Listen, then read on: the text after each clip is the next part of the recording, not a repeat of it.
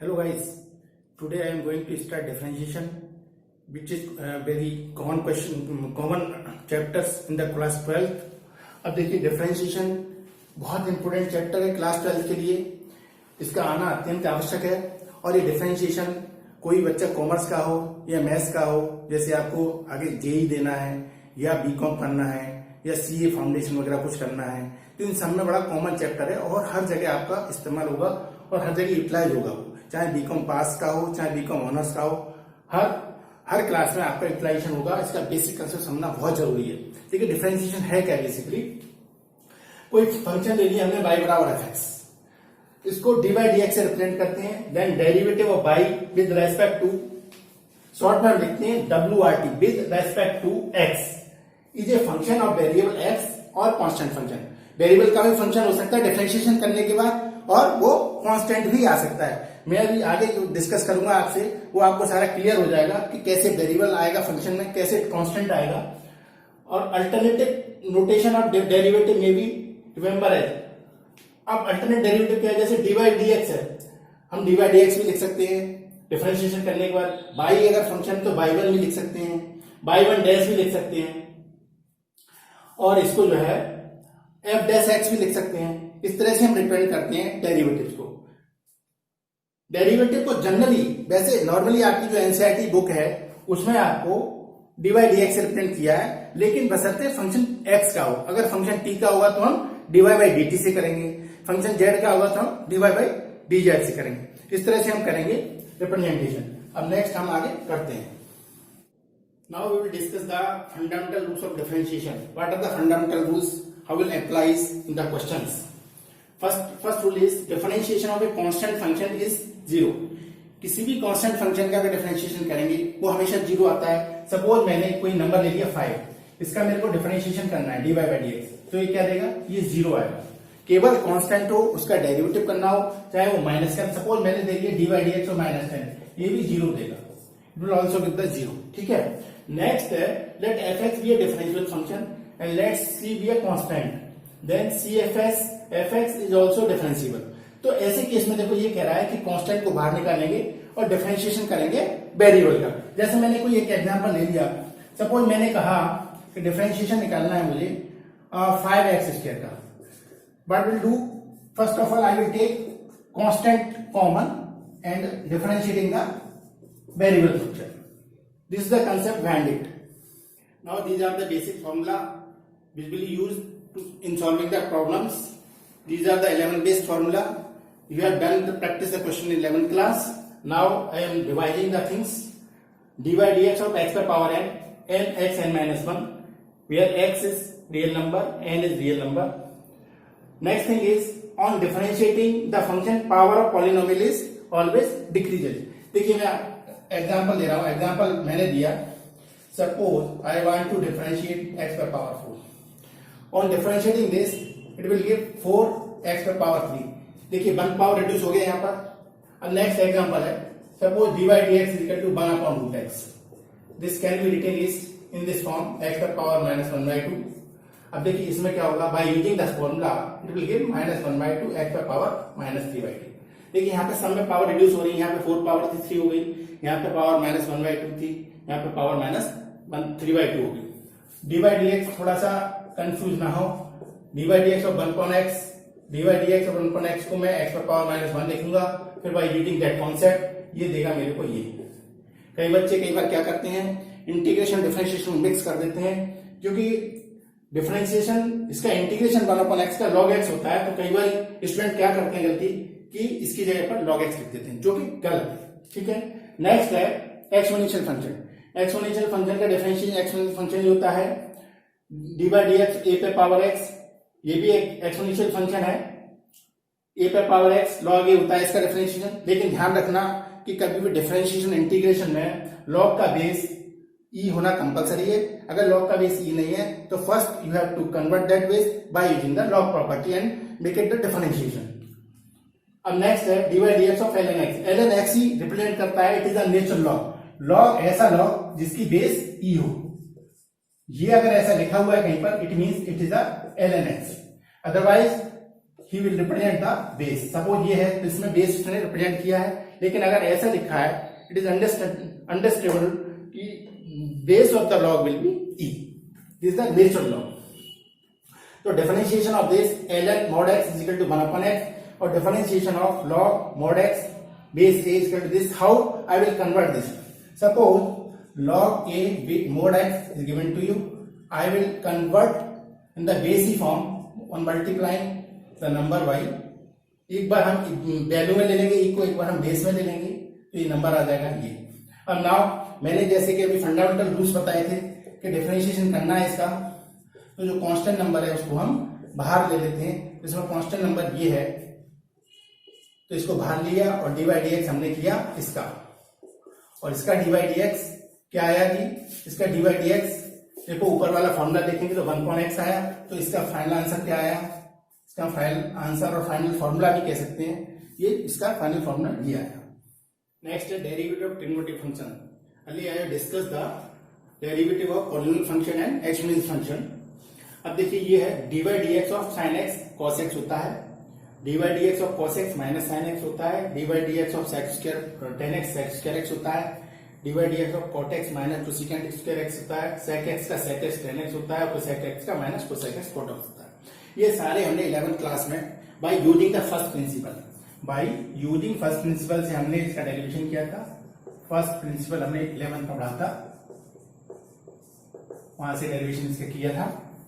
और एक चीज ध्यान रखने वाली है, इसमें बहुत अच्छे से ध्यान रख सकते हैं आप कि जो सी से स्टार्ट होना है डिफरेंशिएशन, देखो सी फॉर कॉस नेगेटिव साइन आ रहा है, सी फॉर कॉट इसमें नेगेटिव साइन आ रहा है, और सी फॉर कोसेक इसमें नेगेटिव साइन आ रहा है।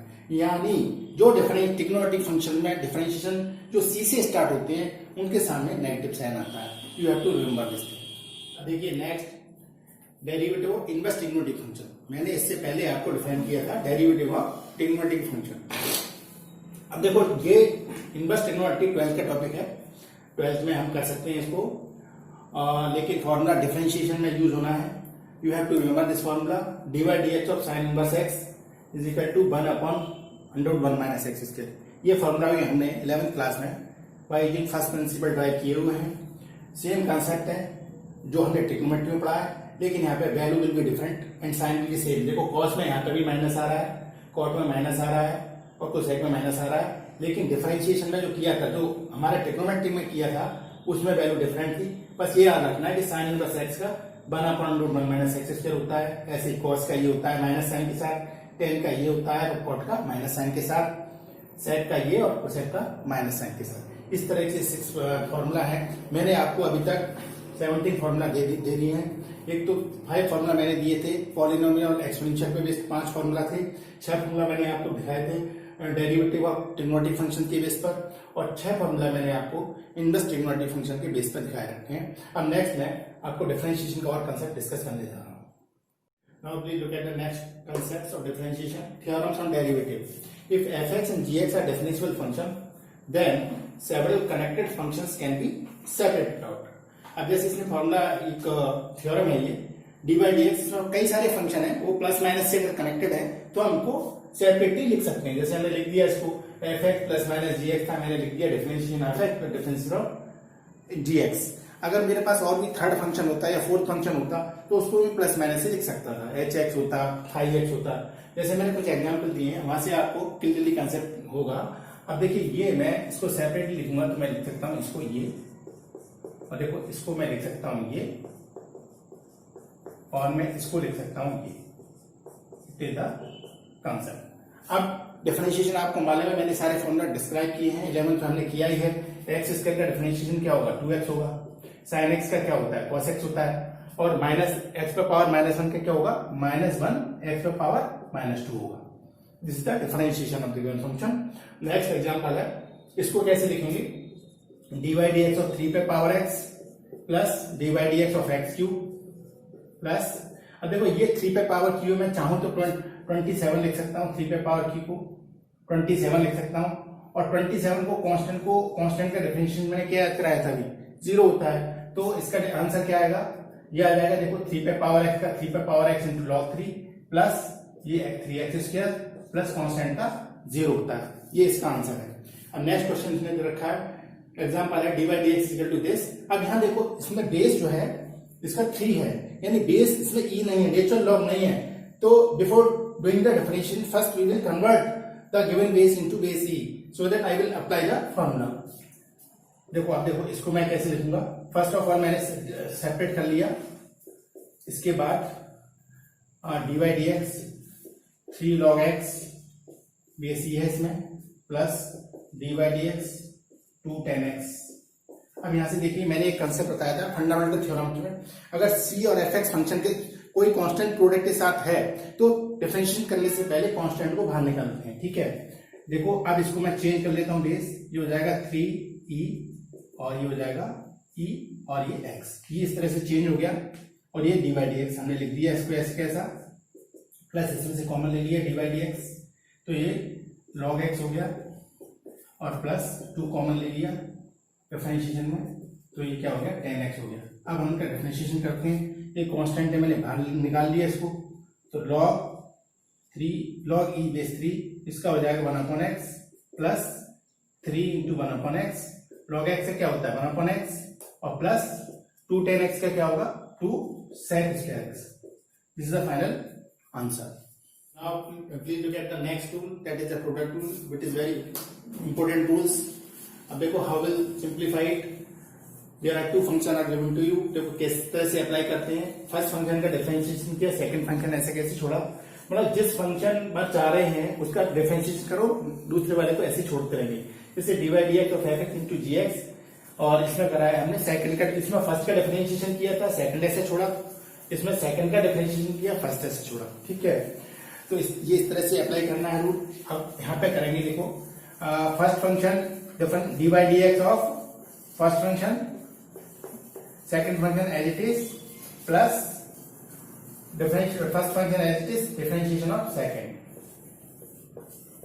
अब यहाँ पे देखो क्या होगा, इसका 3x स्क्वायर हो जाएगा, ये cos x as it is, और ये x क्यू है और ये माइनस sin x हो जाएगा। इसमें से अगर सिंप्लीफाई करना है तो हम कुछ कॉमन ले लेंगे x स्क्वायर, तो अंदर बचेगा 3 cos x minus x sin x, ये बचेगा, ठीक है। अब नेक्स्ट है, here three function are given to you, how will solve this. जैसा कि मैंने अभी आपको बताया कि पहले फंक्शन का डिफरेंशिएशन, पहले देखो सेकंड और थर्ड मैंने ऐसे कैसे छोड़ दिए, फर्स्ट का डिफरेंशिएशन कर दिया। अब मैं क्या करने वाला हूं, फर्स्ट और थर्ड ऐसे ऐसे छोड़ूंगा, फर्स्ट और थर्ड ऐसे कैसे ही है, और सेकंड का डिफरेंशिएशन करेंगे on the same way. First और सेकंड ऐसे कैसे ही एक्स स्क्वायर इंटू ई पे पावर एक्स, और डिफरेंशिएशन करेंगे थर्ड फंक्शन का। बारी बारी से डिफरेंशिएशन करते हैं जो फंक्शन आता जाता है। तो अब ये क्या होगा, ई पे पावर एक्स ln x हो गया इसका, एक्स इसका डिफरेंशिएशन 2x होगा, plus x square ln x ई पे पावर एक्स का ई पे पावर एक्स होगा, प्लस एक्स स्क्वायर ई पे पावर एक्स इंटू 1/x। अब चाहे तो हम इसे सिंप्लीफाई कर सकते हैं, इसमें से क्या कॉमन आ सकता है, देखो x ई पे पावर x कॉमन आ सकता है, अंदर क्या बचा x ई पे पावर x कॉमन आएगा तो 2 ln x यहाँ बचा, और x ई पे पावर x कॉमन आएगा तो क्या बचा x ln x, sorry ln x, हाँ x ln x यहाँ बचा, और नेक्स्ट में क्या बचा x ई पे पावर x कॉमन चला जाएगा तो यहाँ 1 बचा। This is the answer. Now next question is, there are 2 function given to you in the product form. तो फर्स्ट फंक्शन, सेकंड फंक्शन ऐसा कैसा, differentiation dy dx of first function plus second function differentiation of second function, first function as it is. Now I will differentiate it, x plus log x e पे power x, differentiation of e पे power x is the e पे power x plus e पे power x, differentiation of x is 1 and differentiation of log x is 1/x. Now take out common e पे power x, x plus log x plus 1 plus 1/x. This will be the answer. देखिए ये dy dx का जो x का differentiation है, किसी variable का उस वेरिएबल के अगेंस्ट डिफरेंशिएशन हमेशा 1 होता है। कारण क्या है, देखो ऐसा क्यों हुआ, ये x पे पावर 1 है, ये कंसेप्ट लगाओ, x पे पावर 1 का फॉर्मूला 1 आगे आएगा, इसमें से 1 कॉमन, ये 1, अब ये आ गया 1 into x power 0। Any number power 0 कितना होता है? 1 होता है। इसीलिए x का डिफरेंशिएशन यानी किसी भी वैल्यू t का t के रेस्पेक्ट में 1 होगा, z का z के रेस्पेक्ट में 1 होगा। इस तरह से हम करेंगे क्वेश्चंस। अब देखिए next last question rule which comes under 11th class. अब देखो 11th क्लास का मैंने इस वीडियो में रिवीजन किया है। ये क्वेश्चन रूल लास्ट है, अगली वीडियो से आपको चैन रूल बताया जाएगा जो कि आपके 12th का सिलेबस है। अब देखिए क्वेश्चन रूल होता क्या है, रिवीजन कर लेते हैं एक बार। न्यूमरेटर डिनोमिनेटर फॉर्म में आपको फंक्शन दे रखा होगा, तो डिनोमिनेटर का square, denominator differentiation of numerator minus numerator differentiation of denominator, मैंने यहाँ पे इस फॉर्म में इसलिए लिखा है, इससे आपको न्यूमरेटर डिनोमिनेटर से समझने में आसानी होगी। अब देखिए क्वेश्चन दे रखा है f(x/gx) फॉर्म में, तो पुरानी वाली बात, नीचे वाले नंबर का स्क्वायर 1 प्लस साइन एक्स का होल स्क्वायर, नीचे वाला नंबर और differentiation of numerator minus numerator differentiation of denominator. ये चीज आपको सबको क्लियर है। अब हम सिंप्लीफाई करते हैं। 1 plus sine x, differentiation of x with respect to x 1 आएगा, माइनस एक्स, देखिए कांस्टेंट है इसका 0 होगा और ये cos x होगा, अपॉन 1 प्लस साइन एक्स होगा का होल स्क्वायर। सिंप्लीफिकेशन में क्या लिख सकता हूं इसे? मैं लिख सकता हूं 1 plus sine x minus x cos x whole upon 1 plus sine x का होल स्क्वायर। मैं ऐसे लिख सकता हूं इसको। अब देखिए नेक्स्ट न्यूमरेटर डिनोमिनेटर फॉर्म में है, इसमें ये कंसेप्ट लगने वाला है। तो 1 प्लस 3 पे पावर x का होल स्क्वायर, 1 प्लस 3 पे पावर x का होल स्क्वायर, 1 प्लस 3 पे power x differentiation of 1 minus 3 पे पावर x माइनस 1 माइनस 3 पे power x differentiation of 1 plus 3 पे पावर x। ठीक है, अब देखो यहां कर देते हैं 1 प्लस 3 पे पावर x का होल स्क्वायर, ये 1 प्लस 3 पे पावर x और ये हो जाएगा माइनस 3 पे पावर x, कांस्टेंट का 1 का 0, इसका 3 माइनस 3 पे power x log 3 minus 1 minus 3 पे पावर x और इसका 3 पे पावर x इंटू log 3। इसको सिंप्लीफाई करके इसका आंसर निकाला जा सकता है। ठीक है, तो स्टूडेंट्स आज मैंने आपको क्लास 11 से रिवीजन कराया है, जिससे आपको 12th क्लास की जो एक्सरसाइज करेंगे और जो भी डिस्कशन करेंगे उसमें आपको प्रॉब्लम ना आए, सारा रिवाइज रहे। अगर वीडियो आपको अच्छा लगा हो तो इसको लाइक करें और अपने फ्रेंड्स में शेयर करें, जिससे इसका बेनिफिट उनको भी मिल पाए। Thank you.